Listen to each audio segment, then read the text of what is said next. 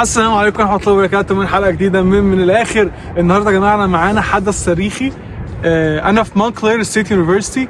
الجامعة دي بتوفر حاجة عظيمة جدا للناس اللي هتدرس ماستر ديجري هنا. تعالوا نشوفوها.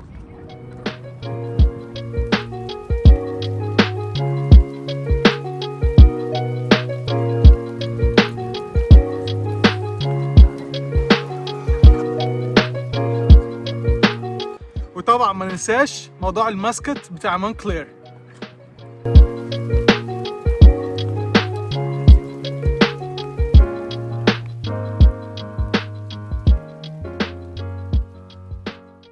بس يا جماعة أستاذ مو طبعا بعد فيديو زمان أول بودكاست معاه الحمد لله بدأ يدخل خلاص فيزيكال ثيرابي، علاج طبيعي، وبدأ إن هو يعني ناقص له الحمد لله سنة. أنت خلصت الكلام ده امتى؟ هتخرج شهر 5 خلاص إن شاء الله. شهر 5. شهر 5 البكالوريوس خلصناها خلاص كده. الحمد لله. هتكمل بقى صاحب أنت الماجستير ونكمل بقى دكتوراه إن شاء الله 2.5 كمان، ونقول بقى إيه مرحبا للشغل إن شاء الله. إن شاء الله.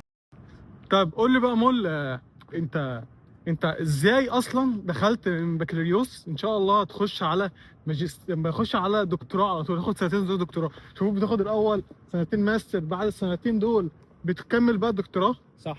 فاهمك. هو النظام هنا في أمريكا التعليم، يعني أنا دخلت بكالوريوس، ولكن أنا عشان داخل في المجال الطبي، فالمجال الطبي معظم المهن، يعني الطب طب الأسنان والعلاج الطبيعي وكل دول بتخش على دكتوراه على طول، دكتوراه كلينيكية يعني.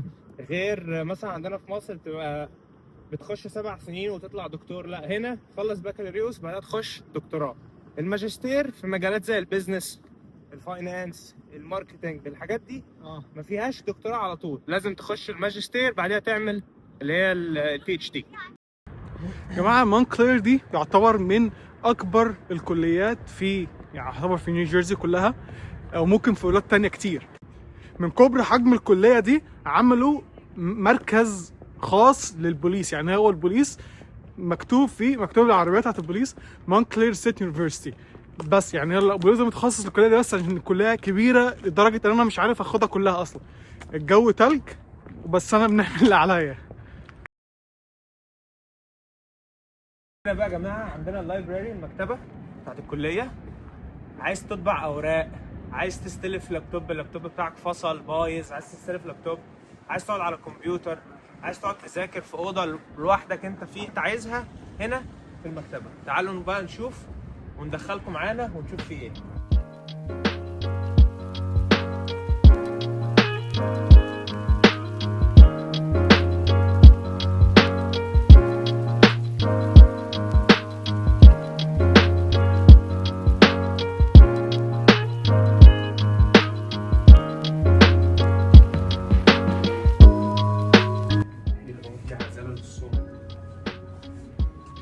عزالة للصوت، تخش الاوض دي عزالة للصوت تماما، محدش يسمعك جوه ولا انت تسمع حد.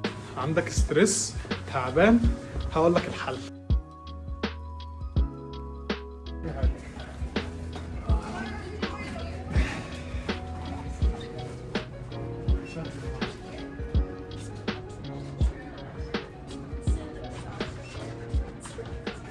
بس ننام بقى بعد يوم طويل.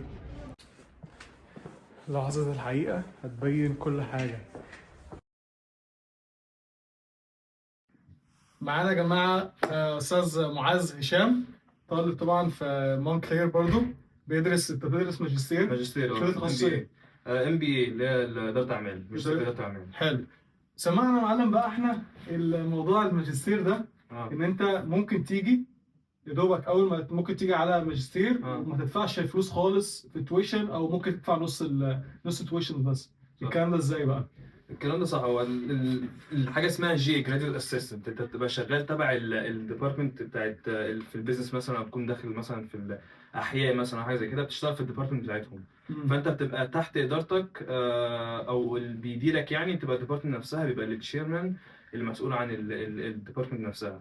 القسم بتاعك. في كل الاقسام في كل الاقسام، انت ممكن تبقى في بزنس، ممكن تبقى في اي قسم في الجامعه في جراديويت اسيستنت بيبقوا شغالين تحتيه، لان البروفيسورز او الدكاتره ما بيعملوش كل حاجه، فبيضطروا ان هم يجيبوا ستودنتس اللي هم بيبقوا في الماجستير او في عندهم درجه الماجستير، يعني بيشتغلوا معاهم، بيساعدوهم في الجريدنجز او حاجه تانيه.